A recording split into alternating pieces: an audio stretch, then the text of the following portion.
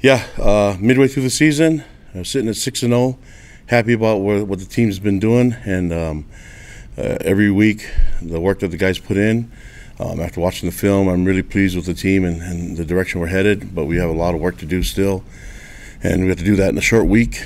Playing against a really good team, Oklahoma State, that played in the championship game last year, so they have a great head coach. Mike Gundy's he's one of the longest tenured coaches in college football. So, he's seen it all in terms of what types of seasons and how and responding to adversity. So, we know we're going to get their best shot. We had a game against them last year, so it's one of the carryover games that we had from our first year in the Big 12 to the second year, and so we had a close one against them in the end of the year last year and went to double overtime and didn't work out in our favor, and so we're looking forward to this matchup and being a little bit more familiar with their roster and the depth chart and the coaching and styles and scheme.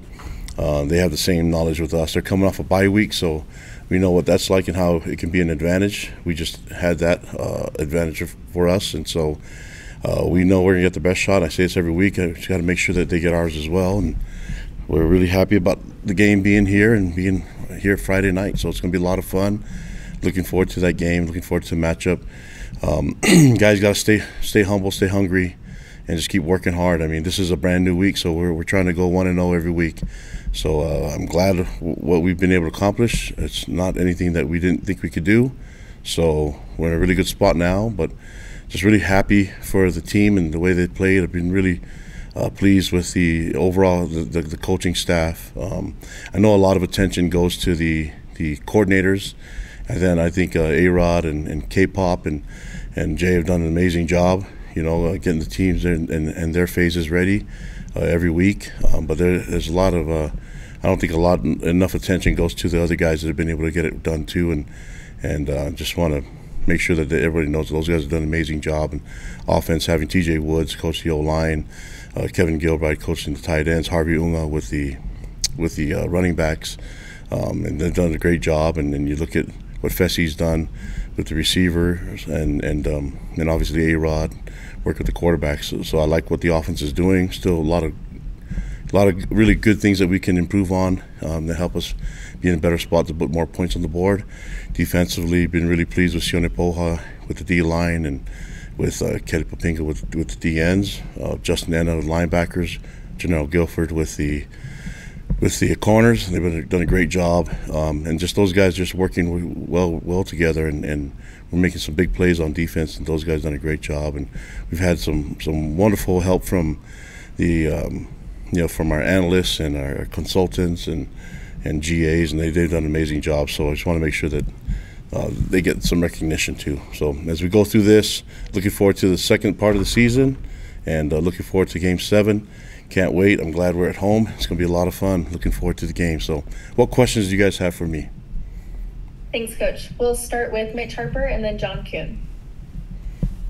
Kalani, how much did that loss, you noted this was a carryover game, how much did that loss in Stillwater last November fuel this year's team to the successes they're experiencing at the midway point right now?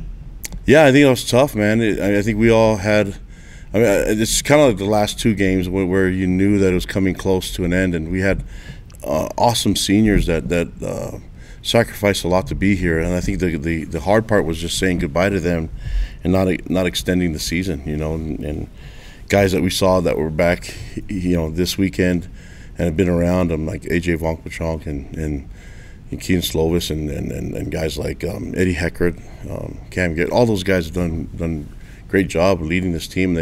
Their hard work got this team kind of a jump start into this year. So I'm really proud of this team, but that was a sour taste and a sore spot for us, and so this is a chance for us to try to make things right. And I'm not really worried about the revenge factor as much as I just want our guys to play really, really good, clean football, play at our best. Again, focusing on what we can do, and if we can do that, I feel really good about our chances, especially being at home. But it's going to be a dogfight, man. It's going to be a lot of fun.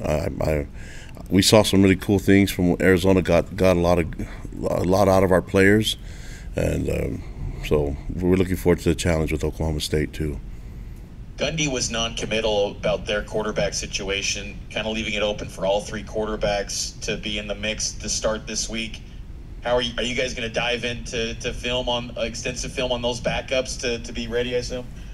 Yeah, I mean we got to cover everything. So I mean, I think they're a really good coaching staff, and you don't just luck into playing for the conference championship last year. So we have to be ready for all of it. But I think the key for us, and this is going off of this last week, we made some mistakes that were not like us. You know what I mean?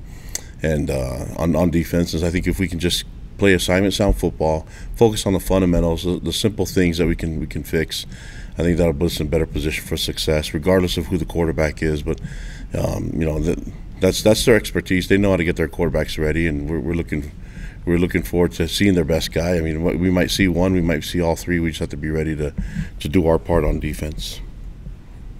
You look at what Parker Kingston's been able to do to this point in the season, and he's one of three players in Big 12 history to have multiple games with a receiving TD and a passing TD. What about his skill set and how he prepares and plays is unique, but allows him to be kind of that Swiss Army knife that you can plug in and utilize in different plays and schemes? Well, he's a great athlete and with a high football IQ. Played quarterback at Roy, so he's got he's got playmaking ability, so he can throw the ball, but he can also run. He just understands the game, and then you combine that with speed and athleticism. Usually a great recipe for a really good player, and he's bought into his role. He's bought into doing whatever he can do to help the team win, and I love having him on the team. I think he's a big weapon for us, and to go along with and complement the other weapons that we have on offense. We'll go Jared Lloyd and then Jake Hatch. Kalani, I wanted to ask about the way this team is so balanced. You've got a lot of really good players. I don't know if anybody would point to anybody on this team and say, oh, that's the superstar. How proud of you are just the way everybody has kind of elevated their performance to be such a balanced team? Yeah, I'm just proud of the guys. I mean, they worked hard, and I think the spotlight's going to shine on the guys when their opportunity is to make plays. But I love that they know it's not just them doing it all by themselves. You have 10 other teammates that are there with them, making that play work, and a whole bunch of others that are there, working throughout the week to get them ready. So the guys are all bought into the entire team mentality, and when their moment comes, and everyone doing their 1/11th on the field, if we can just keep that going and keep focusing on improvement, that's going to be the key for us in this week. I mean, we've done that every week so far, and now it's let's get back to being humble, working hard, and trying to find ways to get better. With the transfer portal with NIL, we've talked a lot about that, of course, but there can be that leaning toward the individual, what's best for me versus what's best for the team. How important is that at BYU to have that, that culture that you've developed? Well, I think it's just you look into all the different variables in recruiting. You have to be able to play the game, but we have to see what kind of teammate they're going to be, and how they're going to fit into the team dynamic overall, and not just what one person is going to do for our team, but what can they add to the culture? Can they help enhance the culture, and do they have the faith to carry on? Do they have the humility to represent their families, and can they be focused on what's more important than the things like money and things like that? Looking at experiences and the valuable memories that will be there for them that last a lifetime. That's got to be the key. And so I think if they have their focus and they have their mind right, I think they'll just realize this is a great spot for them. And there's a lot of great things about BYU, but it doesn't fit everybody. But it'll fit the right people, and I think the proof is in what we've been able to accomplish on the field this year. But it's like I look at every year that we've been here, and we've seen this team and this culture that I've tried to bring along, that I learned from Lavelle, is that no matter what the result is or what the scoreboard looks like, our guys know that there's more to life than just being a football player. And so the goal is to come here and become the best version of themselves, and I'm just trying to do what Lavelle did for me and what other coaches have done for great young men. So I think it's working out really nicely right now, just knowing that they're more than just a football player. Kalani, I don't know if this was answered earlier, if you referred to it, but Ollie Gordon is the reigning Doak Walker Award winner. He's had a really slow start to the season, but how wary are you guys of him? Yeah, dangerous player. I mean, he's it's hard to keep a guy that's that talented down, and so eventually he's gonna find ways to poke holes in your defense. And we got to be assignment sound and make it really difficult for him and for that offense. But a great player. He's a next level player. You can see he's an NFL guy. So it's a tough challenge. We see it on film, and we saw it all on film last year. So he's the same guy with the same talent. He's got tremendous speed and athleticism. So this is a tough matchup. We just got to be on top of it and make sure that we can make it difficult for him, because I've seen a lot of teams that do make it difficult for him. He finds ways to make plays, but we just it's got to be all 11 guys on the field taking care and being aware of what he's doing. All season long, you've been adamant that you believed in this team and what they could accomplish. Now they're sitting at 6-0. Was there a certain point during maybe training camp or this season that told you, hey, this team has what it takes to do what they're doing? Oh, I knew what these guys are capable of doing because I know the character that's in them. So because we start working from January to this moment. You just have a good feeling about it, and I had a good feeling about last year's team too. I don't predict the scores, but what I can do is I can control who they are and what their parents raised, and then try to complement that with with their teammates. And so it's working on the scoreboard, but this is something that you have to keep. You have to keep working on culture and keep working on connection and mission and what they want to accomplish in life. We'll take some more questions from Sean Walker and then Jay Drew. Kalani, I've got. I want to kind of focus on the trenches, maybe one very specific example, and then I've got a follow-up, if you will, with the group overall on the offensive line. But I noticed that Sonny and Bruce are both listed as with the co-starters at center. Is Sonny still a little bit up in the air with regards to his health, his availability? I think Sonny will be more ready to play this week. It's just a matter of where everybody's going to fit. The cool thing about it is that they've all played guard and center, Sonny and Bruce specifically. And so and you have Austin and Waylon there at guard. You can only start 5 guys, so we really feel good about the depth at our O-line position. TJ's done a great job coaching them. It's just whoever's going to be the best fit for us right now and at center. So Bruce did an amazing job in this game against Arizona. Sonny did a great job against Baylor, and so it's not a bad thing to have guys that have experience now and that have started games in a really difficult spot in replacing a captain and 4-year starter in Connor Pay. Yeah, definitely not a bad problem to have, I don't think. What do you think that says about that group overall, and maybe specifically what TJ Woods has done with this offensive line? I think I read somewhere that they and math was never my strong suit, but I think they've given up a total of like 6 sacks or something like that this entire year. Like, just what is it about Coach Woods where he seems to have gotten the best out of this offensive line? Yeah, Coach Woods. I mean, TJ is a really good coach, and he understands football, and he has a great connection to his players, and so he's going to get the most out of those guys. But he's a great teacher, which was what I appreciate him the most. That he loves these young men and he wants to see them succeed, and the way he's taught them, they've all bought into his philosophy, which is right in alignment with what we want to do as a team and our offenses. So it's worked, but I think you can't.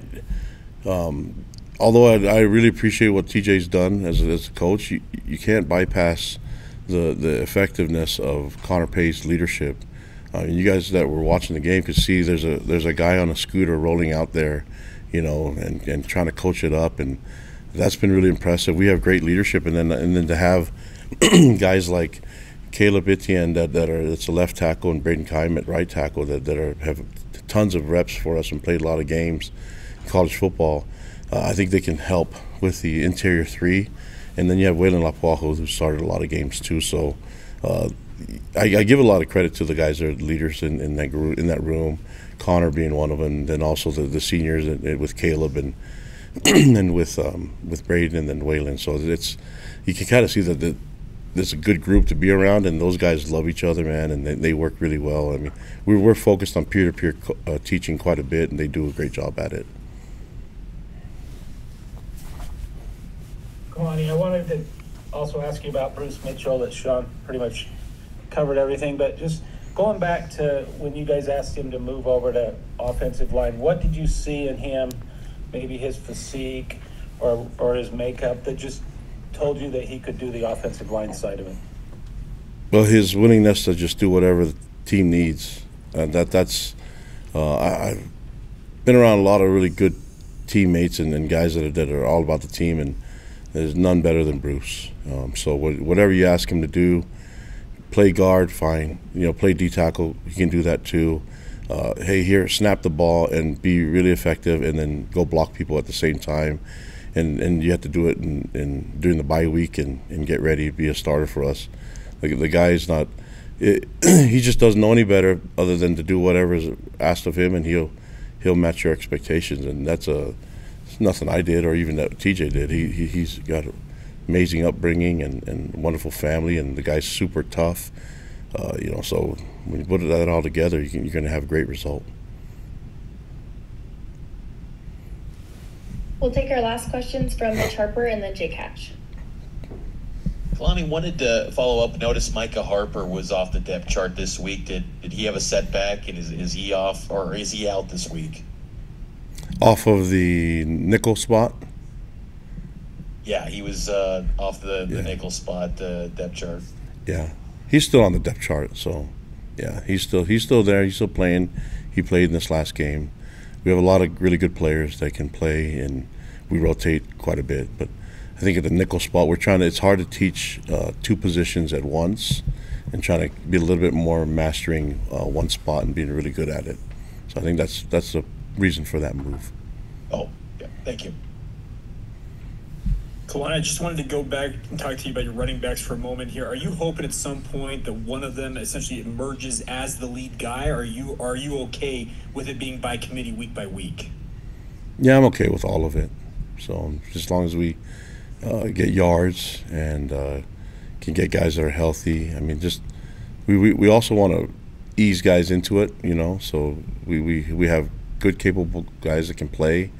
I don't think you want to just, because one guy's healthy, get in there and force feed them.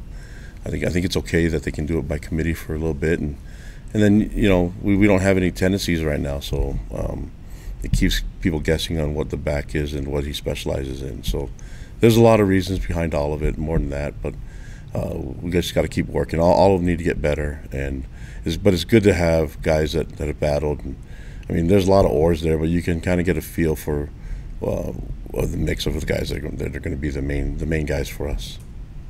I also wanted to ask you real quick, Isaiah Glasker, what's changed that's allowed him to be so effective in his role at linebacker? Yeah, he's bigger and he's stronger, developed. I mean, he's always been a great player, and when we brought him in from Bingham, he was a skill position. He could play safety and receiver, and we just had the thought of developing him into a big-time linebacker, and he bought into it, gained the weight. I mean, he's I think 6'4", 6'5", 235 pounds, and he's one of our fastest players on our team. So that's a good sign, and it's good to have our backers playing at a high level, and good to have our alumni come back, and it's good to see all those guys that returned, and it was nice for our linebackers to see Fred Warner there, and seeing him there, and just him being just like them, and it's a really good thing, man, to have that consistency in our program, and to have alumni that come back and they can kind of understand the vocabulary and the way we talk to each other. So it's a lot of fun. Thanks, Coach. That's all the questions that we have for you today. Have a great week. Appreciate it, guys.